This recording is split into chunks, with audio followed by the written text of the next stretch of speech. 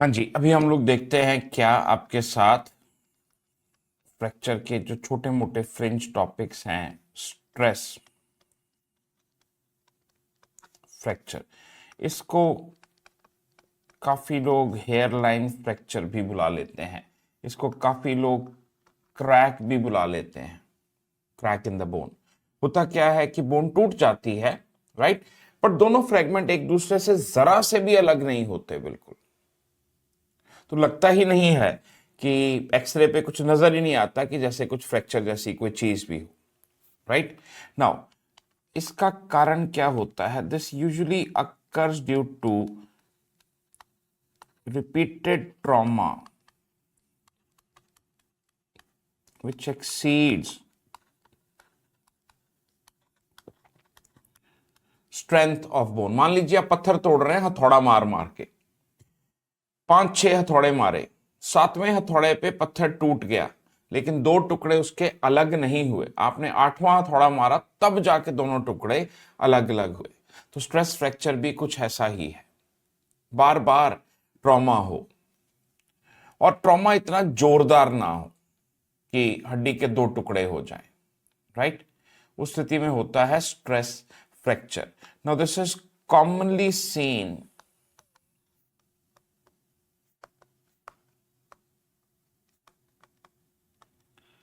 In the lower limbs, जैसे march fracture. Second and third metatarsal neck पे होता है। नए नए फौजियों में उनसे मार्च कराते हैं तो उनको पता नहीं होता कि पैर जोर जोर से नहीं मारना है। न्यू रिक्रूट्स, इसी तरह एमेच्योर रनर्स, मतलब प्रोफेशनल ना हो, उनको पता ही नहीं है भागना कैसे है, तो इसमें रनर फ्रैक्चर ये किस में होता है? लोअर 1/3 ऑफ टिबिया, और कई बार फिबुला में भी। टिबिया और कई बार फिबुला में भी, राइट। नाउ, उसी तरह ये फ्रैक्चर फीमर नेक में भी हो सकता, रिब्स में भी हो सकता, जो बोट चलाते हैं जोर लगता है, राइट। टेनिस प्लेयर्स में भी हो सकता है। ह्यूमरस के नीचे वाले हिस्से का, ये जोर से मारा, ह्यूमरस के नीचे वाले हिस्से का फ्रैक्चर हो गया, पता भी नहीं चलता है। Okay, now x-ray are not useful. बिल्कुल भी पता नहीं चलता। क्या पता चलता है? क्लिनिकल फीचर से। क्लिनिकल फीचर्स में क्या आती है जी? Point tenderness.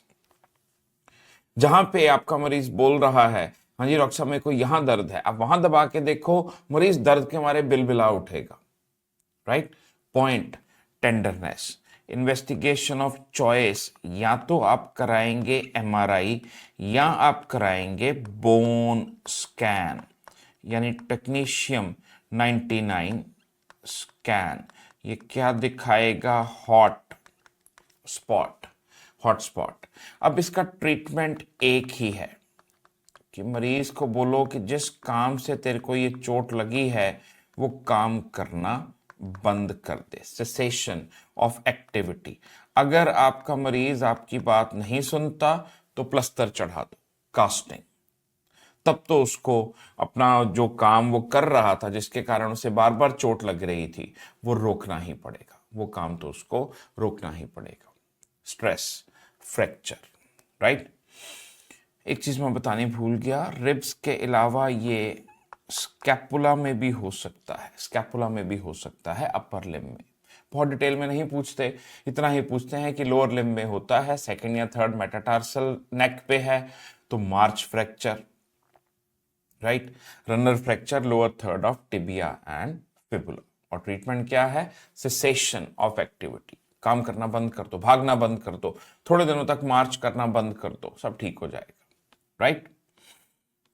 ओके, अब हम आपके साथ देखते हैं जी क्या फ्रैक्चर पिकुलैरिटीज या special features of fracture in children, right.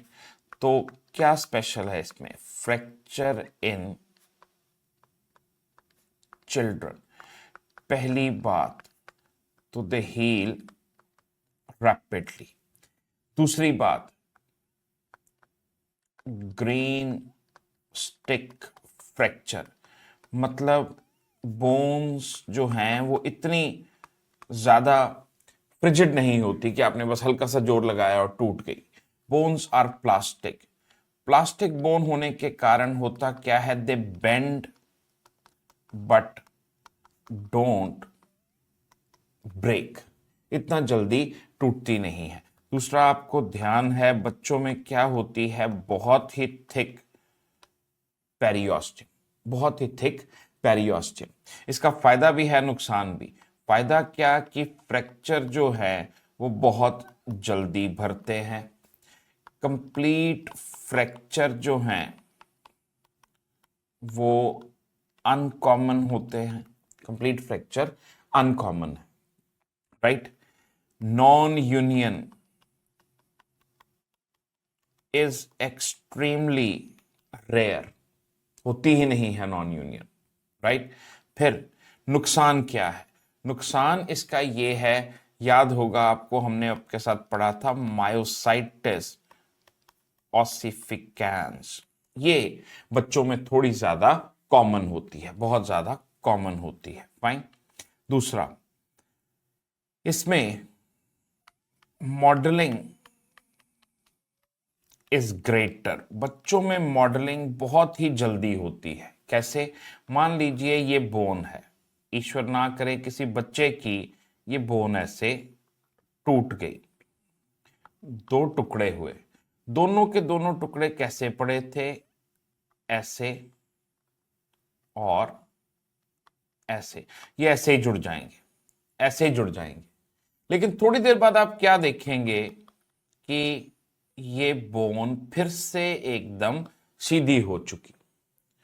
So modeling is greater. That means children, they have more modeling potential. Children, they have got more modeling potential. देखिए पहले बच्चों की जरा फ्रैक्चर्स देखते हैं अलग अलग तरह के। बोइंग मतलब बेंड हुई, फिशर मतलब छोटा सा फ्रैक्चर हुआ, ग्रीन स्टिक मतलब एक तरफ का जो कॉर्टेक्स है वो टूट गया और दूसरी तरफ का सिर्फ बेंड हुआ।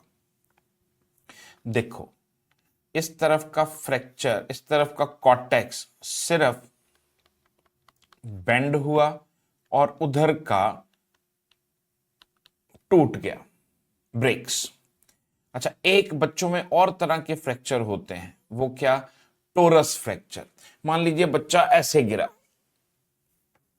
तो बोन जो है, अगर पहले बोन बिल्कुल ऐसी थी, एकदम प्लास्टिक जैसी बोन है, वो क्या होगा? बक्कल अप हो जाएगी ऐसे, बक्कल फ्रैक्चर, बक्कल फ्रैक्चर। ये देखो इनसेट में बोन बक्कल अप हो गई, इसको हम बुलाते हैं टोरस फ्रैक्चर। और देखिए ये टोन, देखो ये बक्कल अप हो गई, वो टोरस फ्रैक्चर, ये भी बच्चों में ही होता है। अच्छा, मेरी और आपकी बोन तो मैच्योर हो चुकी, अब तो ये ग्रो करेंगी नहीं, राइट। बच्चों में क्या होता है? ग्रोथ पोल फ्रैक्चर may cause डिफॉर्मिटी। मान लीजिए बोन के एक हिस्से से ग्रोथ प्लेट टूट गई, तो वो हिस्सा तो ग्रो करना बंद कर देगा। अब इसकी क्लासिफिकेशन सिस्टम है एक, क्या है? Salter Harris classification. Salter Harris classification आपको याद होगा, ये क्या है जी? एपिफाइसिस। ये क्या है? मेटाफाइसिस। बीचों बीच क्या? फाइसिस। स्ट्रेट अक्रॉस, ये लाल रंग की लाइन क्या है? Fracture line. फाइसिस सीधा अलग ही हो गया मेटाफाइसिस से। ए मतलब अबव, कि फाइसिस, ये जो नीले रंग की लाइन है, इसके ऊपर है फ्रैक्चर। तीसरा देखिए एल, लोअर, ये जो नीले रंग की लाइन है उसके नीचे है फ्रैक्चर।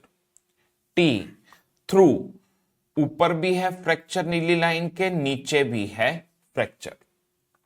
टाइप 5 क्रश ही हो गई ग्रोथ प्लेट, खत्म। Fine. Now type 6 is periosteal reaction. कई बार ट्यूमर के कारण भी ग्रोथ प्लेट अलग हो जाती है। पेरियोस्टियल रिएक्शन, ट्यूमर के कारण भी ग्रोथ प्लेट अलग हो गई, बिल्कुल राइट। सॉल्टर हैरिस क्लासिफिकेशन, ये रहा सॉल्टर हैरिस क्लासिफिकेशन, ये इसका निमोनिक है। याद करना पड़ेगा बिकॉज एग्जाम का लेवल हर साल बढ़ रहा है, तो कुछ ना कुछ नया एग्जामिनर पूछने की फिराक में रहते हैं। फाइन। अच्छा, बच्चों में जरूरी नहीं कि सब कुछ अच्छा ही अच्छा हो, नुकसान भी हो सकते हैं, क्योंकि बच्चे ग्रो करते रहते हैं। सो दे रिक्वायर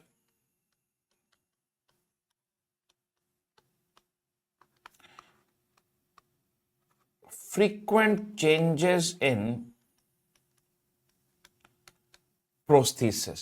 मान लीजिए आपने आर्टिफिशियल फुट लगाया, बाजू लगाया, तो हर साल उसका साइज बढ़ता जाएगा बच्चे का, लेकिन प्रोस्थेसिस का साइज तो उतने का उतना। तो हर साल बच्चे को नया आर्टिफिशियल टांग, नया आर्टिफिशियल पैर, जो भी कटा है वो आपको हर साल लगाना पड़ेगा नया, क्योंकि बच्चे का साइज बढ़ता जाएगा, बच्चे का साइज बढ़ता ही जाएगा। So they require frequent changes in prosthesis. जो भी आपने प्रोस्थेसिस या इम्प्लांट लगाया है, हर साल आपको उसका साइज चेंज करना पड़ेगा। फाइन। ये सब प्रॉब्लम्स आती हैं बच्चों में, इसके अलावा और कुछ सिग्निफिकेंट डिफरेंसेस नहीं होते, right. Okay, that brings us to the end of this topic of fracture.